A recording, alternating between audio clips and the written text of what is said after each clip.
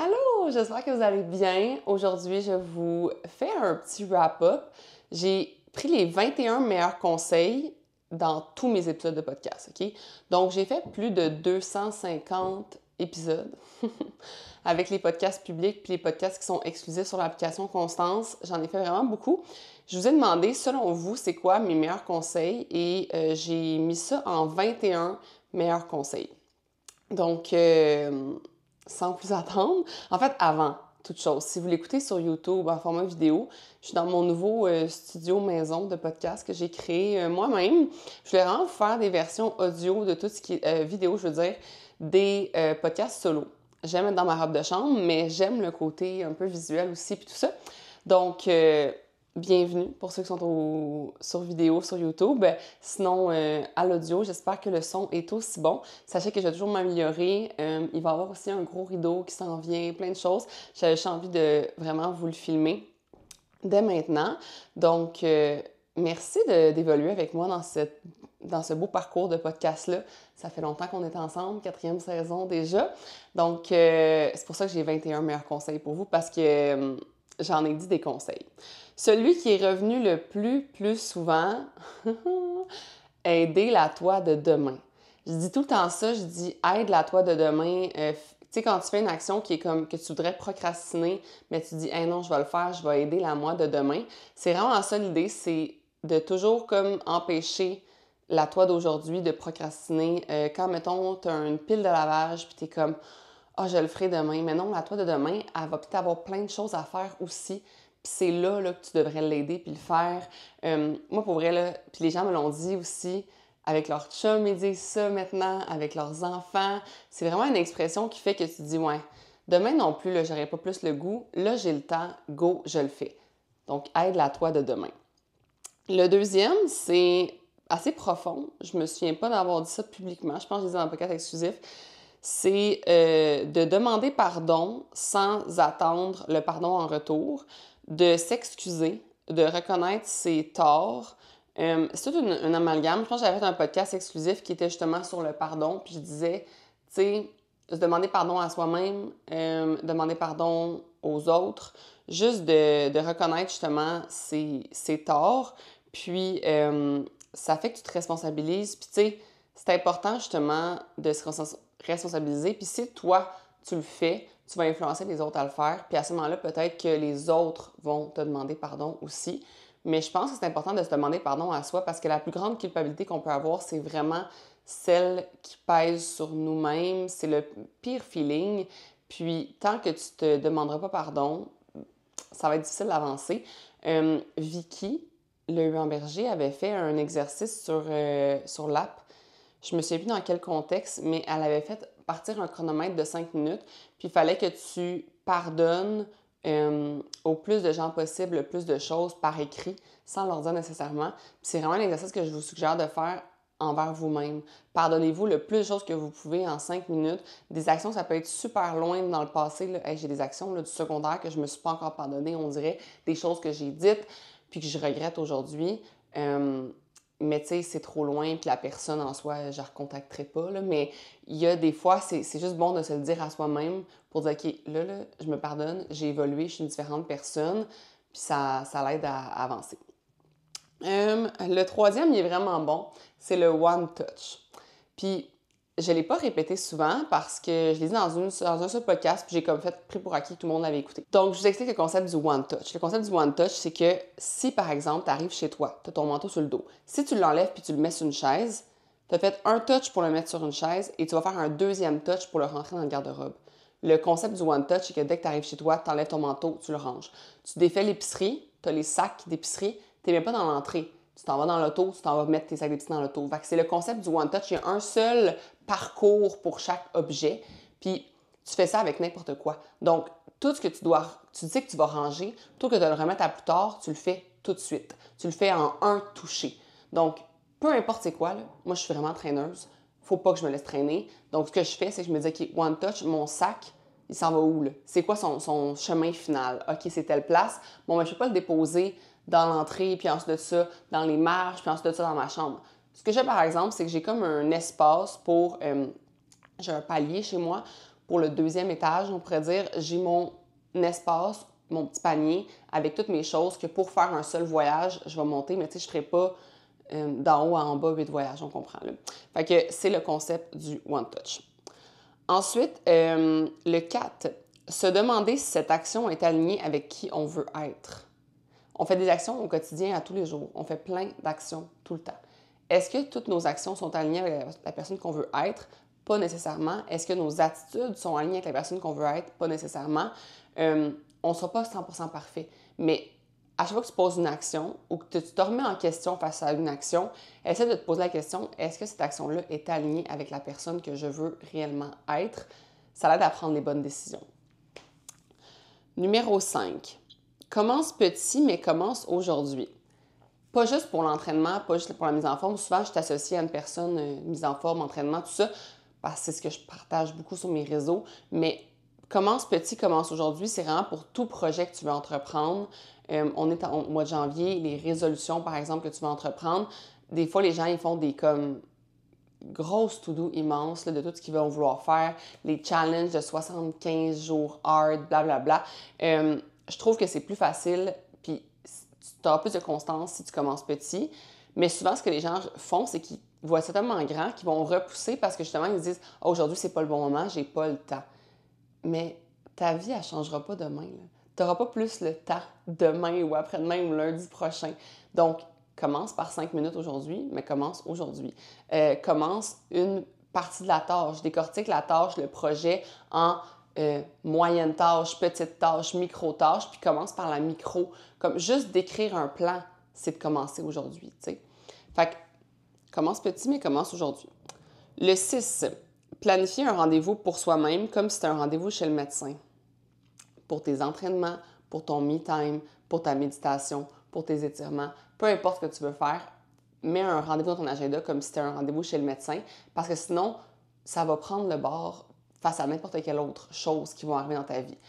Je le dis souvent, mais moi, quand j'étais avocate, si mon patron me disait « Ah, tu peux-tu rester, as-tu quelque chose ce soir? » Je disais souvent « Ah, ben oui, j'ai un rendez-vous, oui, j'ai quelque chose. » Mais ce que j'avais, c'est que je voulais aller m'entraîner. Puis je voulais pas faire une croix là-dessus. Puis je savais que si je partais pas, j'allais pas m'entraîner, puis j'allais pas prendre soin de moi. Puis si je prends pas soin de moi, puis que je m'entraîne pas, ben je serai pas on top of the game comme avocate. Puis peu importe ce que tu fais comme job ou ce que tu fais dans la vie ou comme mère ou comme parent, si tu ne prends pas soin de toi en premier, tu ne seras pas on top of the game de ce rôle-là. Donc, c'est important. Le 7, c'est pas ta faute, mais c'est ton problème. Ah, je l'aime tellement. Quand les gens me disent « oui, mais », je suis comme « t'as raison, c'est pas ta faute », mais c'est ton problème. Fait que même s'il y a un oui mais ou même si c'est pas de ta faute, mais c'est quand même dans ta vie, puis c'est quand même quelque chose que tu dois gérer, donc gère-le, puis prends des actions pour le gérer parce que c'est quand même ton problème. Fait que non, c'est pas ta faute si, par exemple, il y a du retard dans quelque chose, mais si ça t'affecte puis c'est ton problème, fais quelque chose. Si par exemple, je sais pas moi, au travail, il y a une situation conflictuelle puis c'est pas ta faute, oui, mais ça reste ton problème. Fait que c'est quand même bon pour toi si tu règles cette situation conflictuelle-là. T'sais. Si tu es le premier à vouloir la régler, si tu es le plus mature des deux, puis que tu vas vers la personne pour justement comme régler le problème, c'était pas ta faute initialement. Mais avoir une situation conflictuelle reste ton problème. C'est pas ta faute, mais c'est ton problème. Le 8. S'écouter et ne pas être trop dur sur soi-même. C'est vraiment important. Moi, je suis une personne qui m'écoute beaucoup.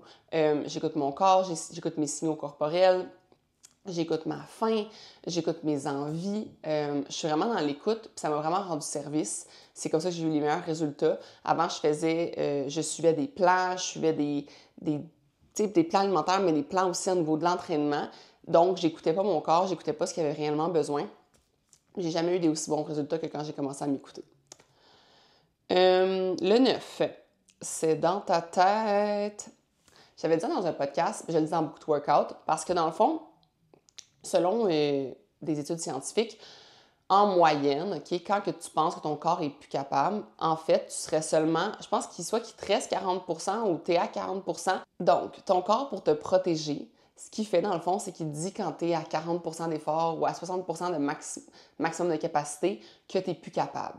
Mais en fait, il te le dit à ta tête. Là. Il dit à ta tête, hey, on n'est plus capable. Mais en fait, il te resterait, je me souviens plus s'il te resterait 40% ou te resterait 60%, mais peu importe, il te reste un gros pourcentage de capacité physique que tu peux mettre. C'est pour ça que je dis souvent c'est dans ta tête, parce que par exemple, tu fais un pilates avec moi, tu es en train de mourir. Ça se peut.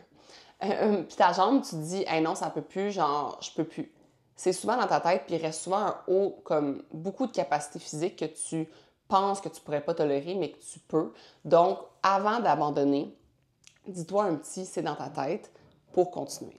Ensuite, le numéro 10, c'est celui que je pense qui a fait que j'ai été le plus connue pour, ma citation à moi, là, c'est « Vise la shape et tu nuiras à ta santé.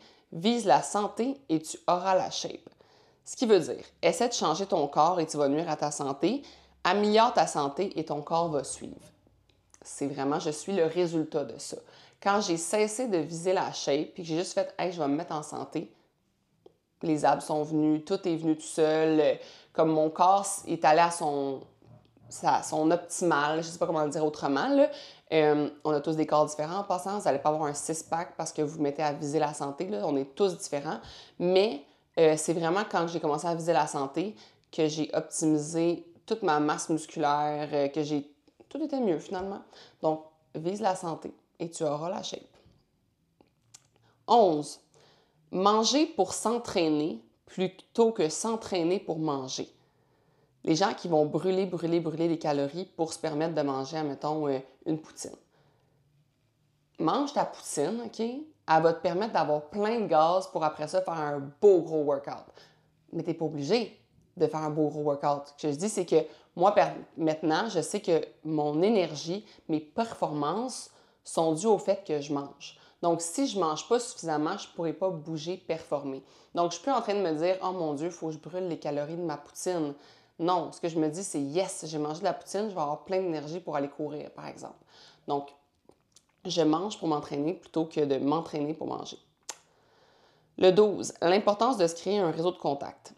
Je suis une personne qui est vraiment quand même introvertie, solitaire. J'aime être à la maison. Tu sais, moi, j'aurais pas un bureau là, avec mes employés puis tout. Là. Je rêve de ce que j'ai présentement, de faire mon podcast à la maison, c'est ça, d'être à la maison. Donc, quand j'ai parti mon entreprise, c'était dans la pandémie. Puis, j'étais pas du genre, justement, à me chercher à faire des contacts. Puis, ça m'a quand même nui, je pense. Tu sais, si j'avais eu plus de contacts, plus de gens qui sont déjà dans le domaine, tout ça, quand je l'ai fait par la suite, quand justement je me suis mis à me faire un réseau de contacts, tout ça, j'ai vraiment vu l'impact que ça a eu sur mon entreprise. Mais ça a aussi un impact comme sur tous les aspects de votre vie. Ça vous donne plus d'opportunités, ça vous donne accès à des activités spéciales, ça développer son réseau de contacts, puis vraiment de le faire de façon très naturelle. Tu sais, je me suis pas forcée à être amie avec des gens que ça cliquait pas, là. Je me suis vraiment mis à juste rencontrer des gens que je trouvais qui correspondaient aux personnes que je voulais être entourée. Tu sais, on dit souvent on est comme la somme des 5 personnes ou la moyenne des 5 personnes qui nous entourent. Mais c'est un peu ça. Tu sais, je me suis mis à être amie puis à développer des contacts, des gens qui m'inspiraient puis que je voulais avoir comme influence autour de moi. Puis ça a eu les résultats qu'on pourrait dire exponentiels dans mes projets puis dans mes opportunités. 13. N'attends pas que tout soit parfait et fais juste prendre action, fais-le. Ça va avec le 14, je trouve, qui est, au lieu de dire que tu vas le faire, fais juste le faire. C'est fou comment les gens, ça me fait capoter quand oh ouais, là, je vais faire ça, je vais me faire ça, je vais... Plus ça passe. Fais juste le faire. Arrête de dire que tu vas le faire. Fais-le. Puis tu sais, attends pas que tout soit parfait, justement. Ah, quand que je vais avoir ça, puis quand ça va être de même, puis quand... Oui, quand ça... Arrête. Fais-le. Fais juste le faire. Comme, c'est pas grave si t'as pas le gym parfait, si t'as pas l'équipement parfait, le outfit parfait. Fais juste peser sur play. C'est pas grave si ton entreprise est pas comme top notch, t'as pas de site web, t'as pas de branding. On s'en fout. Honnêtement, on s'en fout. Quand j'ai parti mon entreprise, je n'avais pas de site web, je n'avais pas de branding. Mon branding a complètement changé cette année, en 2024 en fait. Fais juste le faire. Comme plus tu retardes les résultats, plus tu retardes l'accumulation de résultats, puis finalement, tu fais juste te nuire. Puis tu sais, on a tous nos parcours, là, mais j'aurais tellement aimé ça, genre être comme... parce qu'il y a une fille, Grace Beverly, là, sur les réseaux sociaux. Elle a passé son entreprise, elle avait genre 20 ans, là. j'aurais aimé ça, moi aussi, là, à 20 ans, partir de mon entreprise, puis être genre dans Forbes 30 under 30, je sais pas trop, là, comme, genre, ça arrivera pas. J'ai 31 ans aujourd'hui, parce que j'ai parti mon entreprise à 27 ans ou 28, 27, 28, peu importe, dans ces âges-là. Mais tu sais, on a tout notre parcours, mais comme, pour vrai, à chaque fois que je pense à ça, je me dis, j'aurais dû le faire avant. J'aurais dû le faire avant, j'aurais dû le faire avant. Fait que, puis toute personne va vous le dire, là, comme si elle avait pu commencer avant, elle aurait commencé avant. Fait que, arrête de dire que tu vas le faire, fais juste le faire. Arrête d'attendre que tu sois parfait, fais juste le faire. 15. Ah, ça, c'est une personne qui a comme mentionné quelque chose, là. Elle a mentionné que ça portait à réflexion de voir une entrepreneur prendre une semaine off pour vivre un deuil. Moi, là, comme je vous dis tantôt, je m'écoute. Quand j'ai réalisé que comme endeuillée, parce que j'ai eu un deuil en 2024, je servais à rien. Quand moi, je sers à rien, je m'en vais. Je cesse. Je ne prends, justement, je fais pas des choses que je vais juste mal faire. Puis ça me permet justement de prendre soin de moi puis de revenir beaucoup plus rapidement on track. Quand je suis malade, vraiment malade, je prends le temps de me guérir avant de revenir à faire des lives. Quand je suis endeuillée, pour vrai, je le dis souvent, mais comme quand ça sert à rien que je sois là, bien, je serai juste pas là. Puis, dans les soirées, par exemple, tu sais, quand il est rendu 11h30, là, bien là, je ne sers plus à rien. Là. Comme je suis plus sociale, je suis plus agréable, ça sert à rien que je sois là, je m'en vais. Sur les réseaux sociaux aussi, j'ai besoin d'une semaine off parce que le contenu que je fais, je suis pas inspirée, je suis pas créative, ça va pas être bon. Je vais m'écouter, là, puis je vais prendre une semaine pour réfléchir à ça, être plus créative, puis revenir avec du meilleur contenu. Fait que des fois, il faut prendre des pauses. Tu sais, quand je dis prendre action, oui, mais quand tu sens que tu as besoin d'une pause, prends la pause. Ça va t'amener tellement de créativité. Moi, il n'y a rien comme partir en voyage pour me donner de la créativité. Donc, quand tu as besoin de prendre une pause, prends une pause. 16. Quand tu as peur de sauter dans le vide, c'est peut-être la meilleure décision de ta vie. Elle a écrit épisode 89. Je sais même pas c'est quoi l'épisode 89.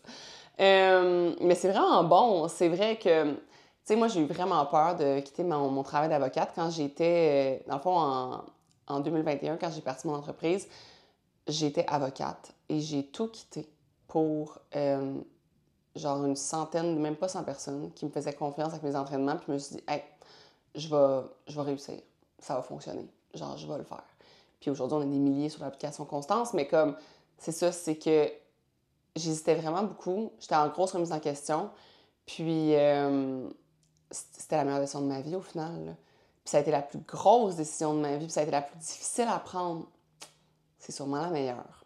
Fait que, c'est vrai. Quand t'as pas là dans le vide, c'est peut-être la meilleure décision de ta vie. 17. N'attends pas que l'énergie vienne à toi. Va chercher ton énergie. Épisode 85. Merci Bambi pour les épisodes entre parenthèses. Bambi, c'est elle qui a écrit ça, je le sais.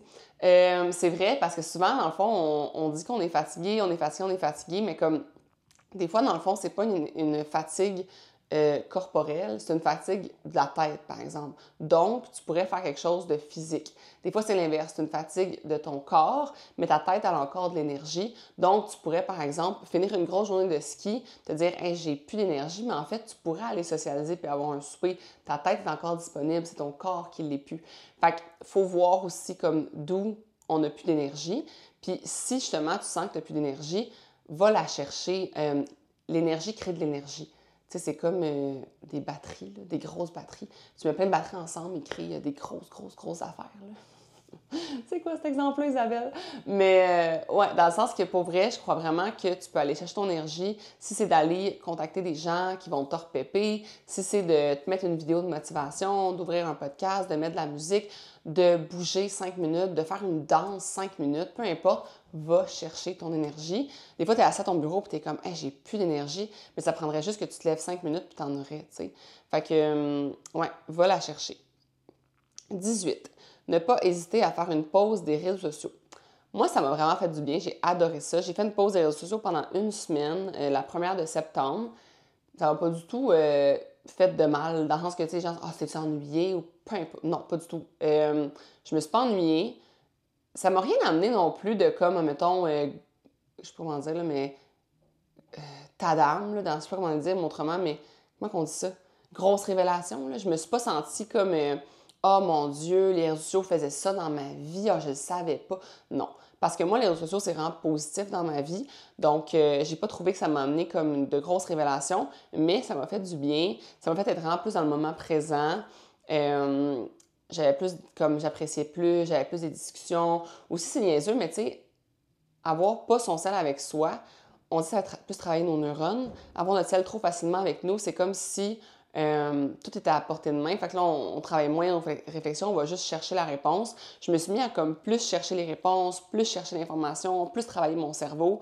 Ça, c'est une révélation, par exemple. Ouais, mais ouais, pas hésiter à prendre une pause. Si tu sens que ça t'amène rien de bon, prends une pause.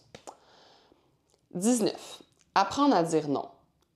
Moi, je suis la pro du non. Puis j'ai souvent été la pro du hell yeah. Tu sais, je me disais, ah, ça va m'amener des opportunités, il faut que je dise oui, puis tout ça. Puis je me suis vite rendu compte que, comme, oui, mais seulement si c'est justement un gros hell yeah. Sinon, c'est non. Comme, je dis vraiment non facilement. Je me respecte beaucoup là-dedans. Souvent, les gens sont comme, wow, t'es donc bien bonne justement pour comme juste mettre tes limites, puis ça. Puis j'ai vraiment appris que c'est comme ça que je peux le plus être utile à la société. C'est en m'écoutant, c'est en disant non, c'est en disant oui aux choses qui m'intéressent vraiment.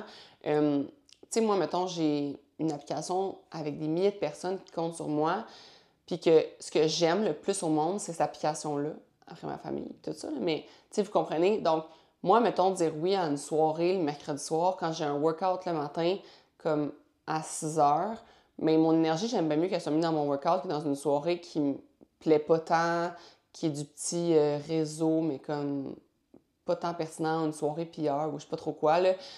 Non, j'aime mieux mettre mon énergie dans mon workout. Puis ça, vous devez vous écouter pour pas avoir le FOMO, là, le fear of missing out, la peur de manquer quelque chose. Comme ta petite vie quotidienne ordinaire, c'est ça que tu dois parfois pas passer à côté. Tu sais, admettons, tes moments, tes matins avec ta famille, puis tout ça, c'est des fois ça qu'il faut pas que tu aies comme mis de quoi à la place. Tu sais, je sais pas comment dire, mais on a souvent le FOMO de l'extraordinaire, puis on met de côté le ordinaire, mais finalement, c'est le ordinaire qui nous rend le plus heureux. Donc, ouais, apprendre à dire non. 20. C'est pas parce que tu perds du poids que tu seras plus heureux. Tellement. Je sais pas qui a perdu du poids dans la vie comme ton quelques livres, là, puis qui s'est vraiment dit je suis plus heureux. Je dis pas les grosses pertes de poids qui là vont te donner de l'énergie, qui vont te rendre comme ton corps plus habile, qui vont te donner du souffle.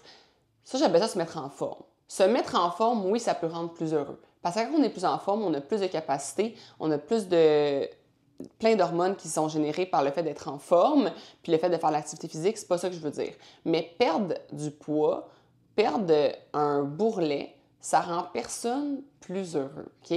C'est le fait de se mettre en forme qui rend plus heureux. C'est le fait d'avoir un purpose, d'avoir comme... de se sentir fier, accompli. C'est ça qui rend heureux. C'est pas la perte de poids en soi.